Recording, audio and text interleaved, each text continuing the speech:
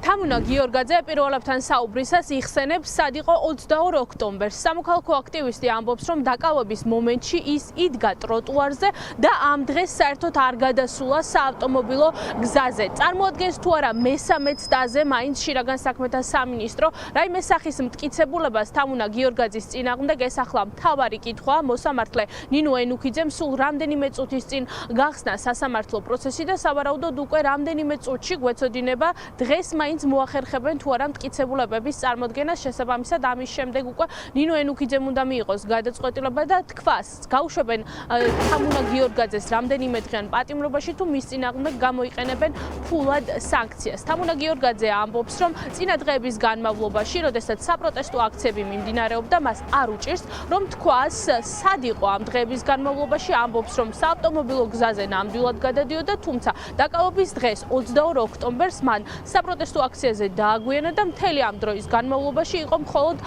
ტროტუარზე. სამოქალაქო აქტივისტი ფიქრობს, რომ ეს არის დაშინების და დიდი ტერორის მცდელობა, თუმცა აქტივისტები და თავად თამუნა გიორგაძეც ამბობს, რომ ამ ტერორის მიუხედავად მათი პროტესტი არ გაჩერდება.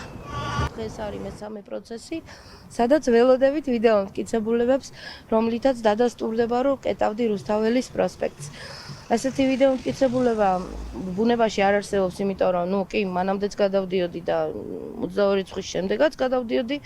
ის მტკიცებულებები შეიძლება მოიძიონ, მაგრამ 22-ისა ბუნებაში არ არსებობს, იმიტომ რომ დავაგვიანე და ვერ მოვასწარი მისვლა და გადასვლა ქუჩაზე. ას გაიგებ რა, არ უნდა ელოდე, შეიძლება 5 დღეც მომწეს, შეიძლება ის მოხდილი 1 დღე, რომელიც საპატიმროში გავატარე. ჩაითვალოს უკვე მოხდილსასჯელადაც ვაკეთებდი და როგორც ვაკეთებდი ზუსტად ანალოგიურად გავაგრძელებ. არაფრის შეცვლას არ ვაპირებ. ასევე როგორც ვუყურებ სხვა ყოფილი პატიმრები, იგივეს ფიქრობენ და იგივეს აკეთებენ. არ იმუშავა ამ სადამსჯელო მექანიზმა. რამდენიმე წუთში გავიგებთ, გამოიყენებს თუ არა შინაგან საქმეთა სამინისტრო მესამე ცდას და ამ ჯერზე მაინც წარმოადგენენ თუ არა თამუნა გიორგაძის წინააღმდეგ რაიმე სახის მტკიცებულებას. გარდა ამისა, დღეს თბილისის საქალაქო სასამართლოში რამდენიმე პროცესია ჩანიშნული. სამოქალაქო აქტივისტების პროცესები ამავე მიზეზით გადადეს. დღეს სავარაუდოდ შინაგან საქმეთა სამინისტროს მოუწევს, რომ რამდენიმე ადმინისტრაციულ საქმეზე გადადების შემდეგ წარმოადგინონ მტკიცებულებები თუ ამას მოახერხებენ.